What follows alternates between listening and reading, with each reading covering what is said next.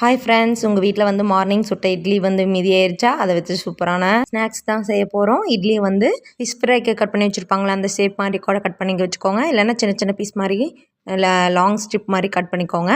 அப்புறம் எண்ணெய் நல்லா காஞ்சதுக்கப்புறம் இதை வந்து நல்லா பொரிச்சு எடுத்துக்கலாம். 2 பக்கம் திருப்பி போட்டு நல்லா ப்ரௌன் கலர் வரலும் நல்லா திருப்பி போட்டுக்கோங்க. இது நல்லா கலர் சேஞ்ச் ஆனால் தான் நல்லா மொறுமொறுன்னு கிறிஸ்பியாக இருக்கும். இதை நீங்கள் பிளேட்டுக்கு மாற்றின உடனே சீக்கிரம் காலி ஆகிடும். அவ்வளோ சூப்பராக இருக்கும். குழந்தைங்கள்லாம் வந்து விரும்பி சாப்பிடுவாங்க.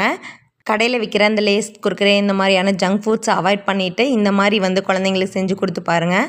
அவங்களும் விரும்பி சாப்பிடுவாங்க. இதே மாதிரி இட்லியை வச்சு நிறைய ரெசிபி செய்யலாம். அது எப்படிங்கிறத வரப்போகிற ஷார்ட்ஸ் வீடியோவில் எல்லாம் காமிக்கிறேன். நீங்களும் இதே மாதிரி இட்லி மீதி ஆச்சுன்னா செஞ்சு பாருங்கள். இது சும்மா சாப்பிடவே சூப்பராக இருக்கும். நாங்கள் எப்போயாச்சும் வீட்டில் டொமேட்டோ சாஸ் இருந்ததுன்னா அதை டிப் பண்ணி சாப்பிட்டுக்குவோம். சாஸ் வந்து அதையும் எடுத்துக்கூடாதுன்னு நினச்சிங்கன்னா நீங்கள் ஒயிட் சட்னி வச்சு டிப் பண்ணி சாப்பிட்டுக்கலாம். ஒயிட் சட்னியும் இல்லைனா கூட இட்லி பொடியை வந்து தூவிட்டு சர்வ் பண்ணுங்கள். இன்னும் சூப்பராக இருக்கும்.